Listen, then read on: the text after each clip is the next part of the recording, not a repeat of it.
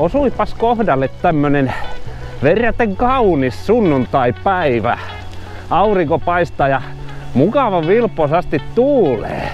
No minähän sitten päätin, että lähdenpähän Ralekkia ulkoiluttaan tänään. Ei ole niin itsestään selvää, että tässä vaiheessa vuotta on tämmösiä kauniita aurinkoisia päiviä vielä jäljellä. Joka tapauksessa siitä puolesta vuodesta, kun Ralekilla on järkevää ulkona ajella, alkaa olemaan enää rippeet jäljellä, niin jos meinaa joskus Ralekki-ajelusta nauttia, se kannattaa tehdä esimerkiksi tänään. Itse lenkille lähtökin oli varsin spontaani idea. Kattelin vaan ulos, että kyllä on nätti keli. Tänään kannattaa ajella ja järjestin itselleni sitten vähän tätä pyöräilyaikaa. No ja mihin sitten suuntailen tänään? Hyvä kysymys.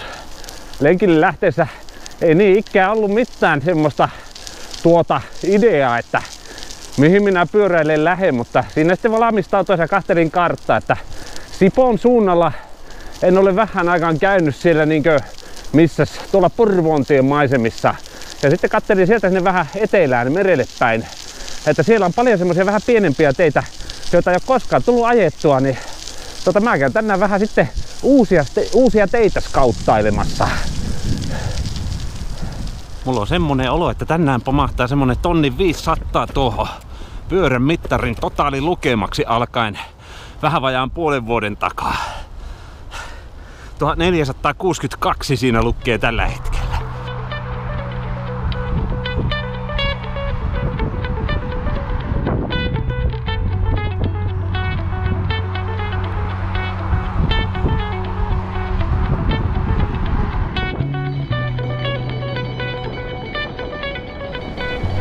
Seuraava homma, minkä teen, on lähteä seuraamaan tietä numero 170.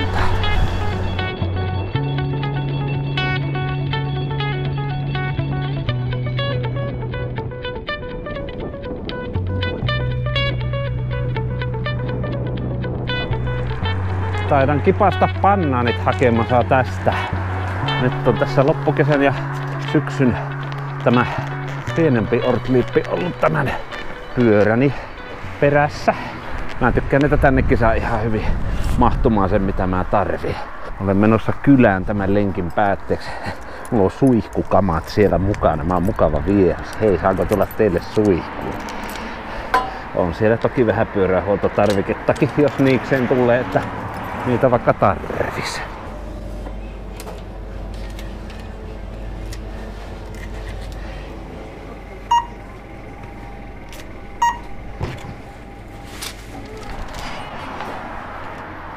No niin, nyt on asianmukaiset eväsvarustukset mukana.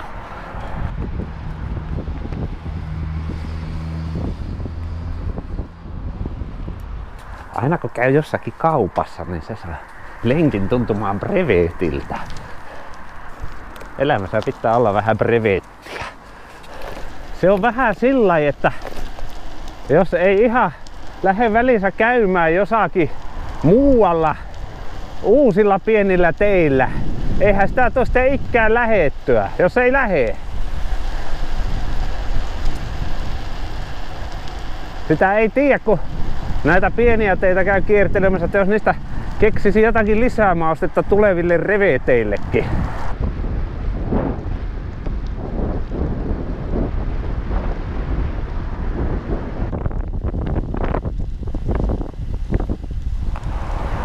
Joku grillaa makkaroita, mahtava kävi. Vaan minä en grillaa makkaraa, minä lähden tänne Kalkkirannan teille. Siellä nyt katsomassa, mitä täältä löytyy. Tästä edespäin onkin sitten uutta reitistöä.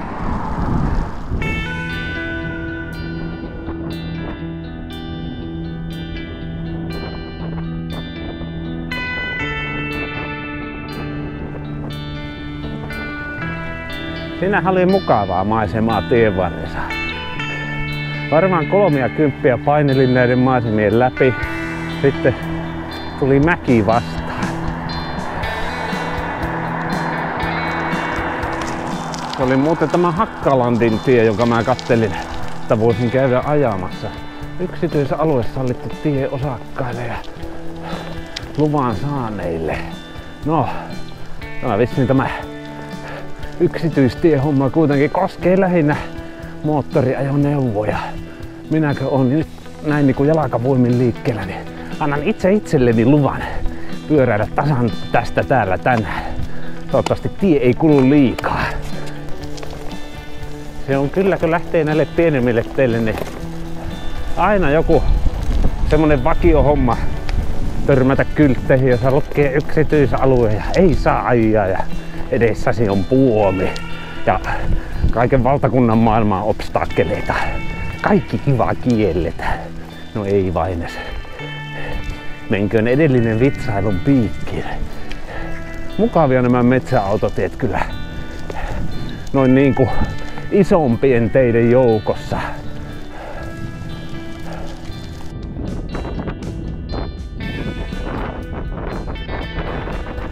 Tien pinta on hieman pehmeä. Eilen on varmaan täälläkin päin tullut vettä. Huomaa kuinka tässä tämä veivailu on hieman raskaampaa kuin asfaltilla. Se voi kyllä olla, että mä tämän tien veivailen nyt sinne mihin tämä päättyy ja hankin itseni sieltä sitten takaisin tuonne 170 varteen. Jossain vaiheessa kuitenkin täytyy päästä vielä syömään. Olen matkalla nimittäin kyläpaikkaan. Kyläpaikka sijaitsee Helsingissä ja fakta on, että minä menen koko ajan kauemmaksi sieltä. Mutta ai, kylläpä on tänään ollut kyllä upea ilma. Ja pääsin tutustumaan vähän uusiin paikkoihin. Moi. Hauskaa, kun on liikkeellä yksityistiellä, tapaa koiran ulkoiluttajan, joka moikkaa. Täällä on paljon rennompi meininki, mitä ne kieltokyltit antaa ymmärtää.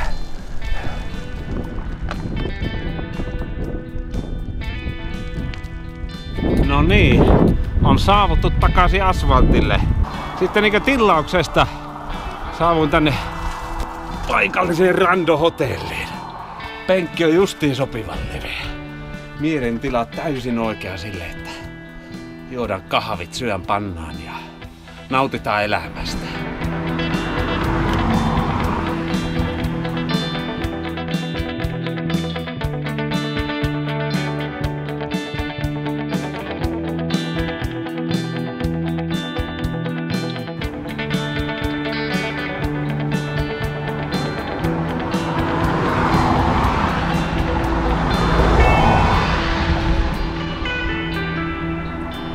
No niin, se on evästauko pidetty. Kyllä minä tästä nyt lähden tosiaan matkani jatkamaan.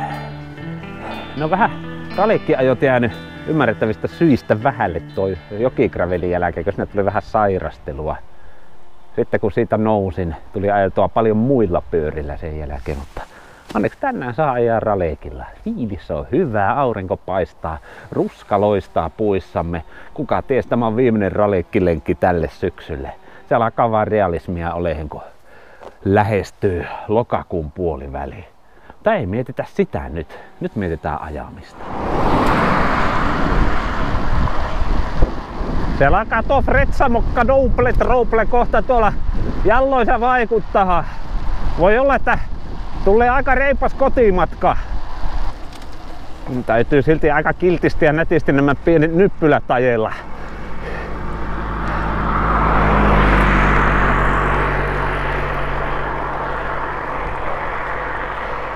Siinä näkyy olevan vanha paloasema.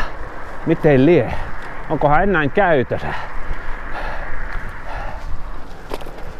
Kyllä siinä nyt jotain toimintaa lienee ollut, kun siinä on tommonen paloteltu auto. Siinä on varmaan käytetty harjoitusmielessä semmoista työkalua, jolla saadaan auto saksittua pikku palasiksi, jos sieltä pitää vaikka liikenneonnettomuuden uhrit saada reippahasti pelastettua.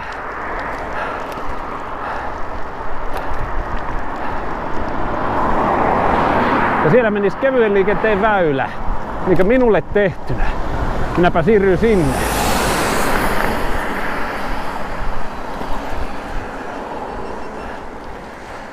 Sen verran on vaan vilkasta tuo liikennettä. Ei arvaa tehdä mitään äkkiliikkeitä. No nyt ei tuu ketään.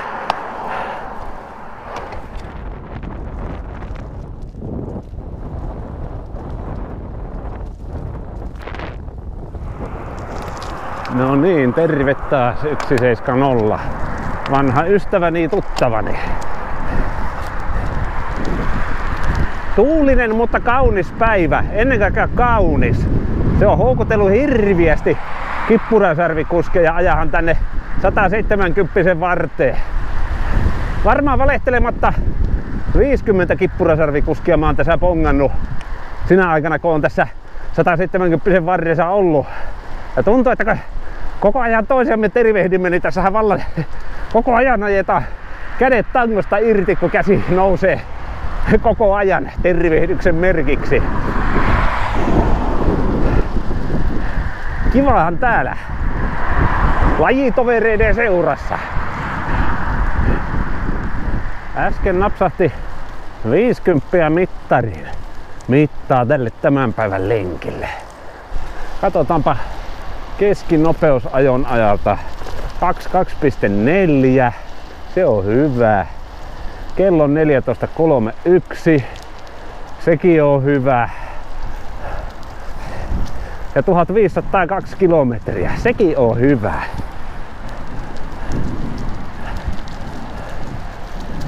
Ei mitään semmosia varsinaisia kilometritavoitteita oo, että pitäisi saada tietyn verran nimenomaan ralekilla täyteen. Tai jos semmosia itselleen laittaa, niin ne on semmosia hyvän mielen tavoitteita, joita ei oo tarkoitettu semmosiksi, että ne pitäisi hampaat irvessä saada hinnalla millä hyvänsä suoritettua. Mutta kyllä kun tässä vaiheessa vuotta on se 1500, niin se pistää tyytyväiseksi. Onhan se, että sama minkä tikun nokassa sitä istuu 1500 kilometriä ja potkii pedaleihin vauhtia. On se suoritus. Meikäläiselle se on hyvä määrä kilsoja puolen vuoden ajalta. Kyllä vähän alkaa jalloissa tuntuu, että on 50 alla. Jotakin pientä purtavaa olisi mukava saada tässä kohti. Yksi on syöty, toinen on vielä syömättä. Niin sanottua vauhtipannaan ja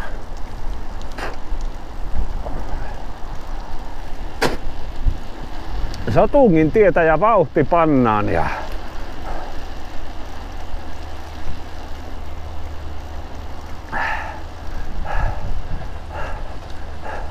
mulla on muuten kevyen vaihde päällä. Ei oo enää.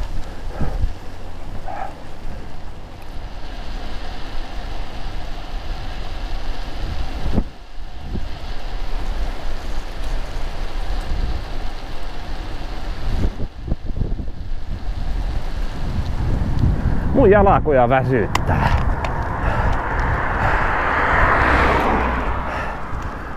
Ei jaksa hosua, mä talutan. Jahka tämä nyppylä on selätetty jalakasten. Nappaan tuolta vähän pähkinää ja suklaata.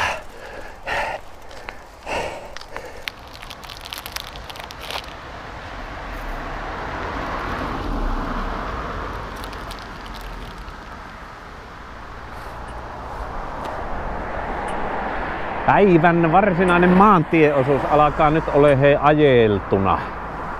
Saavun tänne paikkaan, mistä viimeinen reilu 10 kilometriä onkin sitten siirtymää läpi suomalaisten kauniiden lähiömaisemien. Yhtä kaikki pyöräselässä on mukava katsella syksyä niin maaseudulla kuin kaupunkissa. Missä hyvänsä liikuttakin, hypäkkää pyörää selkää ja pitäkää kivaa. Kyllä taas kun tästä puoli vuotta kuluu eteenpäin ja ralekki napataan taas kevät- ja kesäajoihin. Se on yksi hujaus vaan se puoli vuotta. Semmonen fiilis tässä 1500 jälkeen, että sitten kun on viimeinen ajo tällä tehty tälle syksylle, niin keväällä jatketaan siitä, mihin syksyllä jäätiin.